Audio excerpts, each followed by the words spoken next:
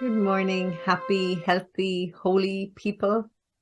Welcome to lesson 139. Let's take a moment now and tuck our chins and bow our heads and land inside our bodies, right into the heart center. And as you arrive in your heart this morning, taking a moment to think of a being that truly brings you joy and lights you up. Feeling your heart expanding and opening as you consider this being. Feel your heart full of love and of joy. And breathe into that space of love. And as you breathe out, send that love out into the world.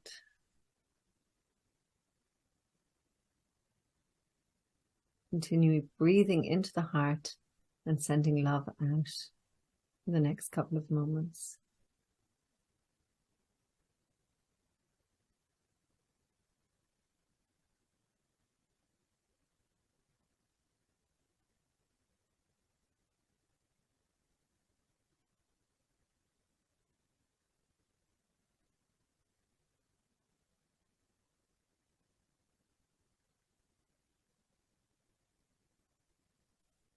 And then we'll continue to offer our crowns as we begin this day in gratitude.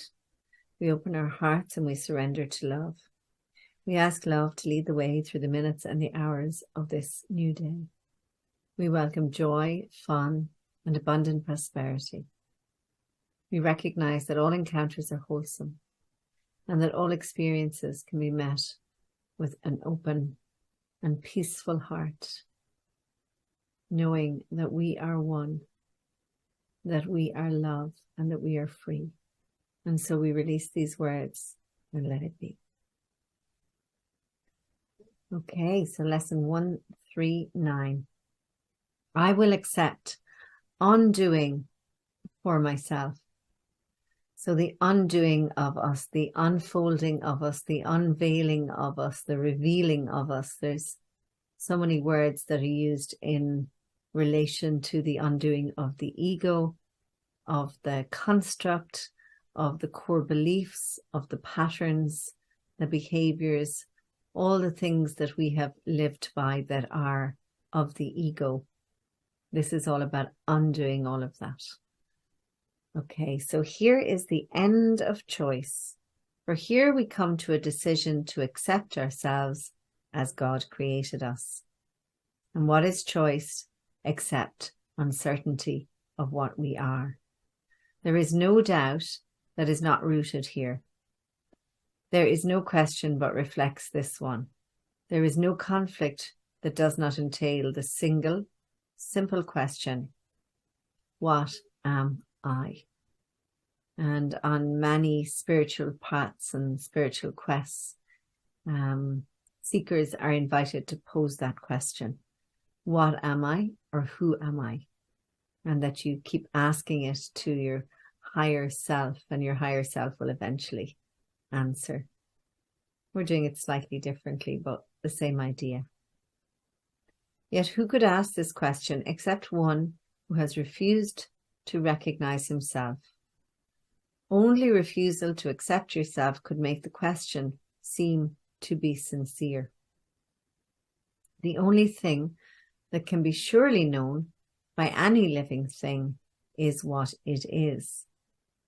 From this point of certainty, it looks on other things as certain as itself.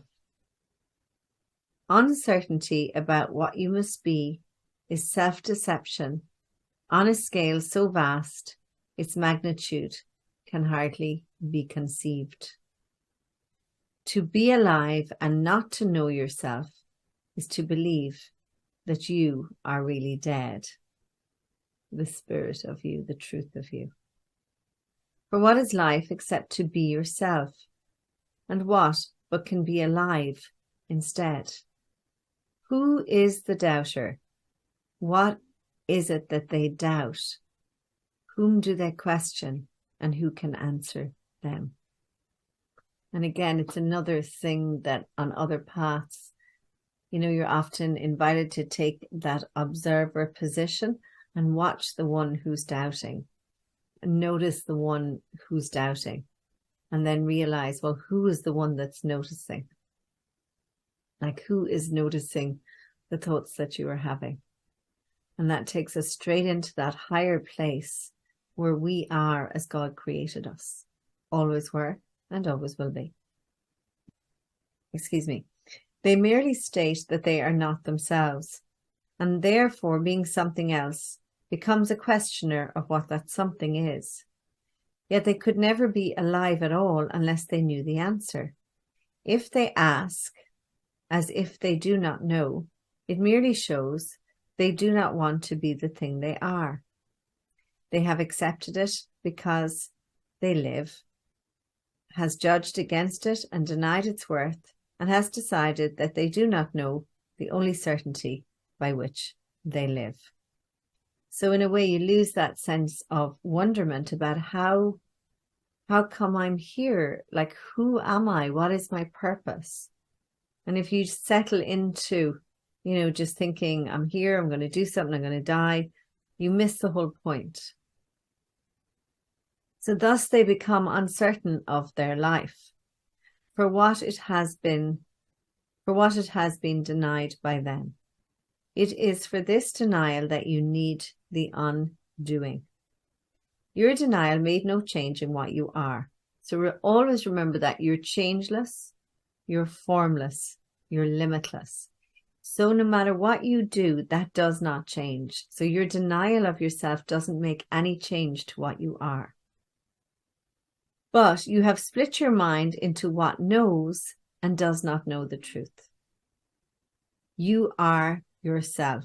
There is no doubt of this. And yet you doubt it. Yet you do not ask what part of you can really doubt yourself. It cannot really be a part of you that asks this question. Were it part of you, then certainty would be impossible. The undoing remedies the strange idea that it is possible to doubt yourself and be unsure of what you really are. This is the depth of madness, yet it is the universal question of the world. What does this mean except the world is mad? Why share its madness in the sad belief that it is possible to doubt or not to know what you are? So you are as God created you. You are one self with God, with love. Nothing the world believes is true. It is a place whose purpose is to be at home, where those who claim they do not know themselves can come to question what it is they are. And they will come again until the time the undoing is accepted, and they learn it is impossible to doubt yourself and not to be aware of what you are. Only acceptance can be asked of you, for what you are is certain. It is set forever in the holy mind of God and in your own. It is so far beyond all doubt and question that to ask what it must be is all the proof you need to show that you believe the contradiction and that you do not know what you cannot fail to know. In this question, or a statement which denies itself in statement, is this a question or a statement which denies itself in statement? Let us not allow our holy minds to occupy themselves with senseless musings such as this. So it's kind of like, don't waste your time on the search. Move into this place of trust and of acceptance. And in a way, I'm a little bit for faking it until you make it as well. Just choose, just say, yes, I choose for heaven. And I will accept this undoing. I will let myself be undone. And in a way, that's a prayer, and that sets the wheels in motion. It starts to happen. we have a mission here. We did not come to reinforce the madness that we once believed in. So let us not forget the goal that we accepted. It is more than just our happiness alone that we came to gain. What we accept as what we are proclaims that everyone must be along with us. Do not fail the others, or you fail yourself. Look lovingly on them, that they may know that they are part of you and you of them. So we've spoken about namaste before, and that's the light in me sees the light in you. So go about your day looking for the light in others and shining your own light and recognizing that this light that's in others and that is in you is the one light. There is only one great light, one great sonship or daughtership, oneness, completeness. This does the undoing teach and demonstrates the oneness of God's child is unassailed by their belief that they do not know what they are.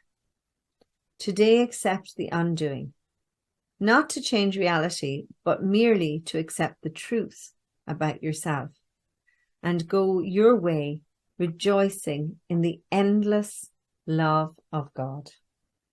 It is only this that we are asked to do. It is only this that we will do today.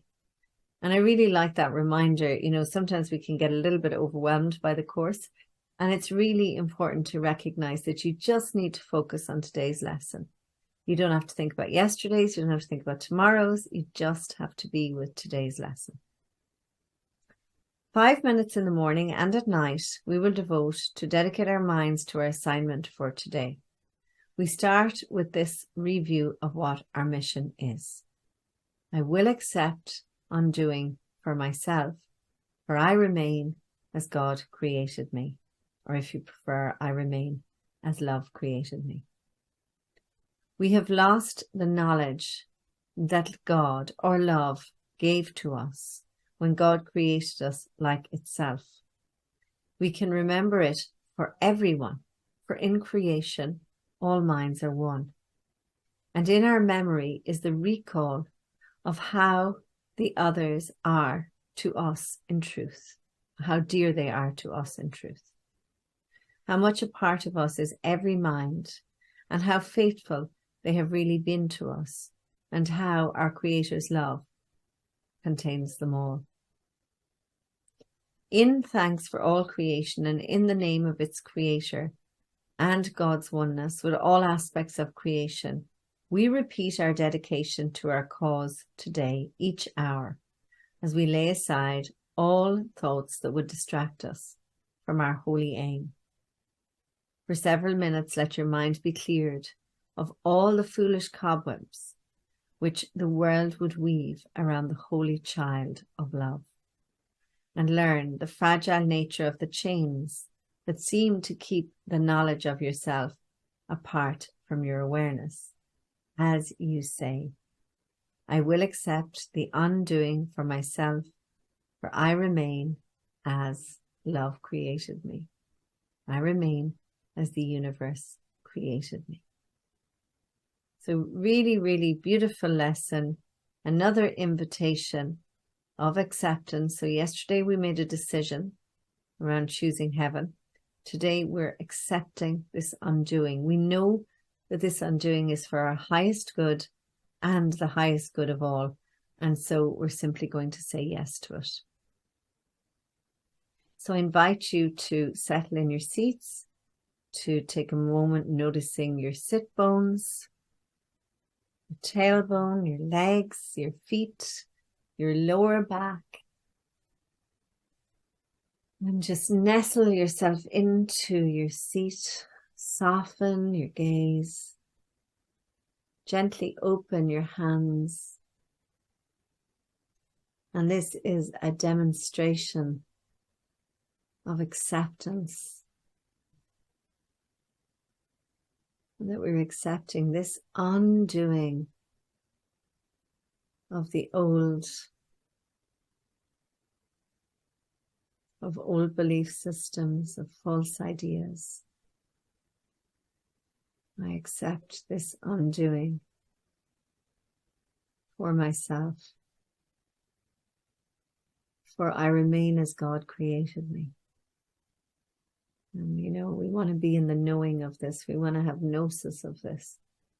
We want to feel this in our bones. And so we accept this undoing. I'm just going to sit in silence for a little bit now.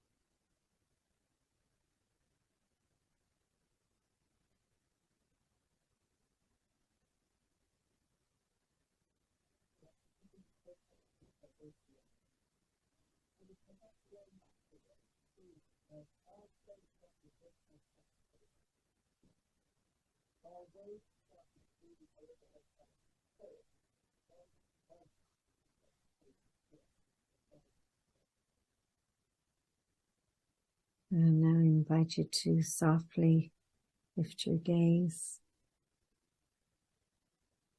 Going back here to our shared space. And again, enjoy being in the choosing of this. And choose it several times today, as often as you think of it. I choose to accept this undoing.